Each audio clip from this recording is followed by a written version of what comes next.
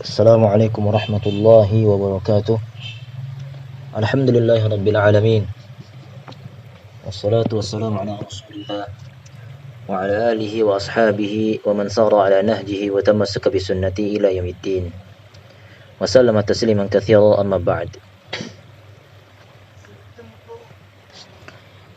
Suatu ketika terjadilah perperangan antara kaum muslimin dengan orang-orang kufar. Perang ini disebut dengan Perang Uhud. Tatkala terjadinya Perang Uhud,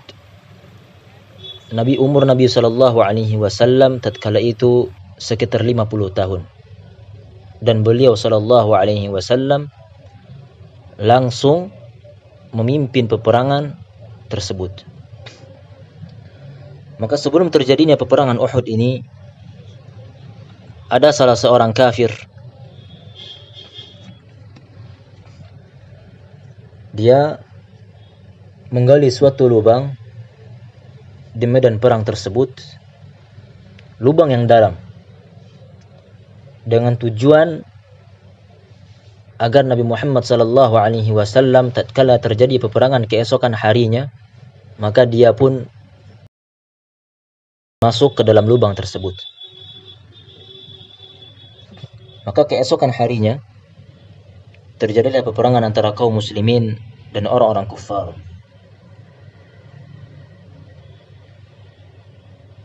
Di saat peperangan tersebut, maka Nabi sallallahu alaihi wasallam ternyata masuk ke dalam perangkap orang kafir tersebut.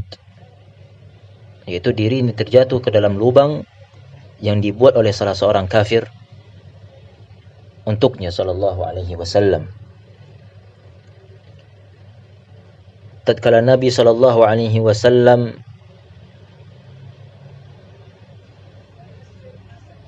masuk ke dalam lubang tersebut, maka wajahnya pun terhempas ke batu.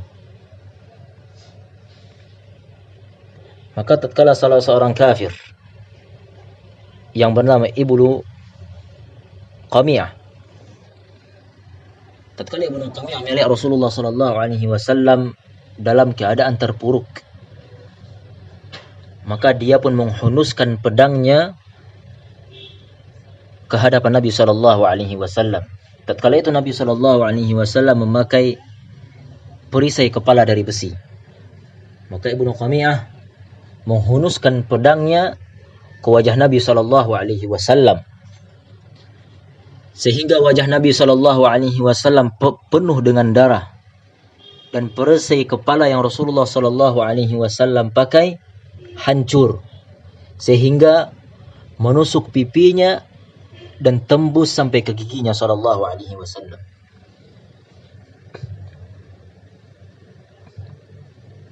Maka tatkala Abu Bakar radhiyallahu anhu melihat kejadian tersebut, dia pun bersegera mendatangi Nabi sallallahu alaihi wasallam untuk melindunginya sallallahu alaihi wasallam. Maka Abu Bakar pun mengatakan kepada Rasulullah sallallahu alaihi wasallam, "Wahai Rasulullah, aku akan melindungimu." Maka Abu Bakar pun mencoba untuk membuka atau menanggalkan besi yang tertusuk ke dalam pipi Rasulullah sallallahu alaihi wasallam. Dan tatkala itu Nabi sallallahu alaihi wasallam berlumuran darah, namun Abu Bakar tidak bisa. Maka dalam kejadian tersebut datanglah salah seorang sahabat yang mulia yang dijamin oleh Rasulullah sallallahu alaihi wasallam surga untuknya, yaitu Abu Ubaidah bin Al-Jarrah radhiyallahu anhu wa ardhah. Tatkala Abu Ubaidah radhiyallahu anhu melihat kejadian tersebut, maka dia mengatakan, "Wahai Abu Bakar, utrukni li Rasulillah sallallahu alaihi wasallam." Tinggalkan aku bersama Rasulullah, biar aku yang mencabut besi yang tertancap di dalam pipi Rasulullah sallallahu alaihi wasallam tersebut. Maka Abu Ubaidah radhiyallahu anhu mendatangi Rasulullah sallallahu alaihi wasallam dalam keadaan sedih. Dia pun menanggalkan besi tersebut dengan giginya agar Nabi sallallahu alaihi wasallam tidak terluka tatkala ditanggalkan besi itu dari pipinya sallallahu alaihi wasallam. Sehingga gigi Abu Ubaidah al-Jarrah tatkala itu rontok dan dia pun tersenyum. Maka salah seorang sahabat berkata, "Wallahi, demi Allah, tidak pernah kami melihat wajah Abu Ubaidah ibn al-Jarrah seindah ini. Dan ini ada kemuliaan yang Allah berikan kepadanya karena melindungi Rasulnya sallallahu alaihi wasallam." Maka setelah kejadian tersebut, Rasulullah sallallahu alaihi wasallam diangkat ke atas. Kemudian Abu Bakar radhiyallahu anhu melihat Nabi sallallahu alaihi wasallam mengangkat tangannya untuk berdoa kepada Allah Rabbil Izzati wal Jalalah. Maka Abu Bakar radhiyallahu anhu takut Rasulullah sallallahu alaihi wasallam mendoakan umatnya agar binasa. Namun suatu keajaiban, namun suatu kejadian yang sangat membuat hati seluruh orang-orang yang beriman betul-betul menjadikan Rasulullah sallallahu alaihi wasallam suri tauladan di dalam kehidupannya, di dalam agamanya. Nabi sallallahu alaihi wasallam mengangkat tangannya tatkala itu dan beliau sallallahu alaihi wasallam berdoa untuk kaumnya. Beliau mengatakan, "Allahumma hdi qaumi fa innahum la ya'lamun." Beliau mengatakan, "Ya Allah, berikanlah hidayah kepada kaumku ini. Berikanlah hidayah kepada orang-orang yang telah memerangiku beserta para sahabatku." Kemudian Nabi mengatakan, "Fa innahum la ya'lamun." Maka sesungguhnya mereka tidak mengetahui apa-apa, wahai Allah. Berikanlah hidayah kepada mereka. Mereka memerangiku karena mereka tidak mengetahui dan mereka belum mendapatkan hidayah darimu. Itulah doa Rasulullah sallallahu alaihi wasallam untuk umatnya. Dan sedangkan beliau sallallahu alaihi wasallam dibenci oleh mereka. Namun dengan kecintaan Nabi kita Muhammad sallallahu alaihi wasallam hidayah untuk umatnya, maka Rasulullah sallallahu alaihi wasallam tidak pernah mendoakan keburukan untuk umatnya. Dan tatkala perang Uhud juga, Nabi sallallahu alaihi wasallam beserta para sahabatnya sudah terpojokkan oleh orang-orang kufar. Maka datanglah salah seorang sahabiat yang bernama Ummu Imarah. Ummu Imarah seorang wanita yang kita mengetahui bahwasanya kekuatan wanita tidak melebihi kekuatan para lelaki. Namun lihat keberaniannya radhiyallahu anha wa ardhah. Tatkala melihat Rasulullah sallallahu alaihi wasallam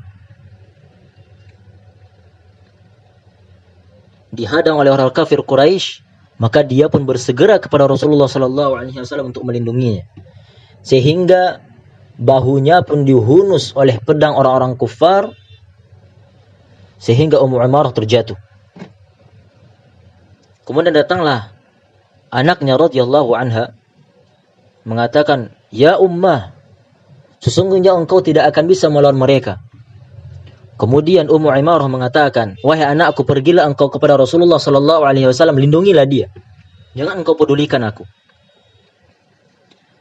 Setelah Ummu Imarah bertarung dengan orang kufar, maka Ummu Imarah bersegera menghadapi Rasulullah sallallahu alaihi wasallam. Kemudian Rasulullah sallallahu alaihi wasallam mengatakan, "Ya Ummu Imarah, lan tutiki." Wahai Ummu Imarah, kata Rasulullah sallallahu alaihi wasallam, engkau tidak akan bisa melawan mereka. Kemudian Ummu Imarah radhiyallahu anha dengan penuh keimanan kepada Allah dan Rasulnya sallallahu alaihi wasallam mengatakan, "Ya Rasulullah, wallahi utik." Wahai Rasulullah, demi Allah aku sanggup melawan mereka. Ada satu permintaan yang aku minta darimu, wahai Rasulullah, kata Ummu Imarah. Perhatikan apa yang diminta oleh Ummu Imarah kepada Rasulullah sallallahu alaihi wasallam. Ummu Imarah mengatakan, doakanlah aku kepada Allah Subhanahu wa taala murafaqatuka fil jannah, agar aku bersamamu dalam surga Allah Subhanahu wa taala. Dia menginginkan surga Allah Subhanahu wa taala, dan dia menginginkan dari Allah tabaraka wa taala ganjaran agar dikumpulkan bersama Rasulullah sallallahu alaihi wasallam di surganya. Inilah wanita muslimah. Namun kita lihat saudara ataupun saudari kita pada zaman sekarang ini, kita hanya diperintahkan untuk berpegang teguh di atas sunnah-sunnah Rasulullah sallallahu alaihi wasallam tanpa menumpahkan darah.